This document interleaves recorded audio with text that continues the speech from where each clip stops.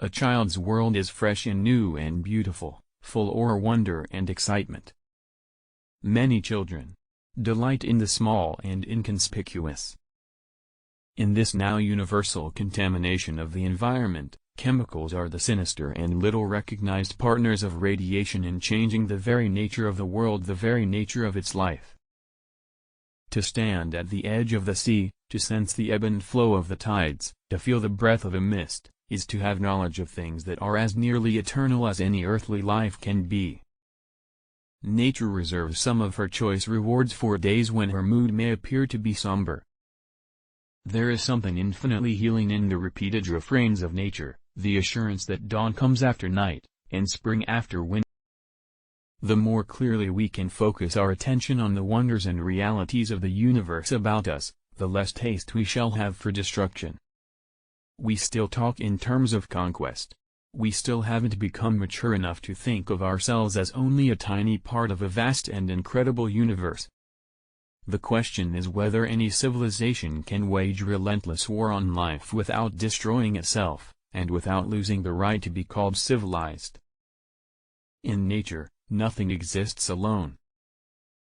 The aim of science is to discover and illuminate truth. And that, I take it, is the aim of literature, whether biography or history. The road we have long been traveling is deceptively easy, a smooth superhighway on which we progress with great speed, but at its end lies disaster. There is no drop of water in the ocean that does not know and respond to the mysterious forces that create the tide. As crude a weapon as the caveman club, the chemical barrage has been hurled against the fabric of life. Knowing what I do, there would be no future peace for me if I kept silent.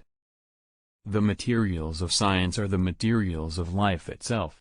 Science is the way, the how and the why for everything in our experience. Those who contemplate the beauty of the earth find reserves of strength that will endure as long as life lasts.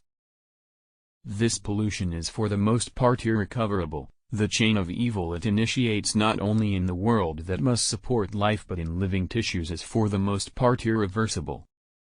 By acquiescing in an act that causes such suffering to a living creature, who among us is not diminished?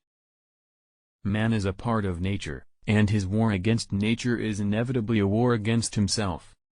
Those who dwell, as scientists or laymen, among the beauties and mysteries of the earth, are never alone or weary of life.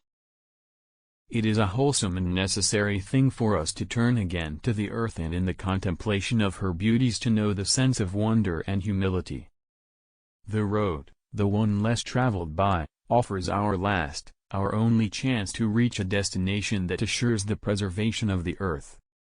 The choice, after all, is ours to make.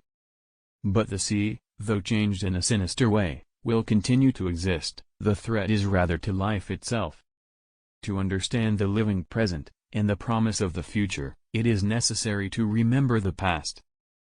We live in a scientific age, yet we assume that knowledge of science is the prerogative of only a small number of human beings, isolated and priest-like in their laboratories.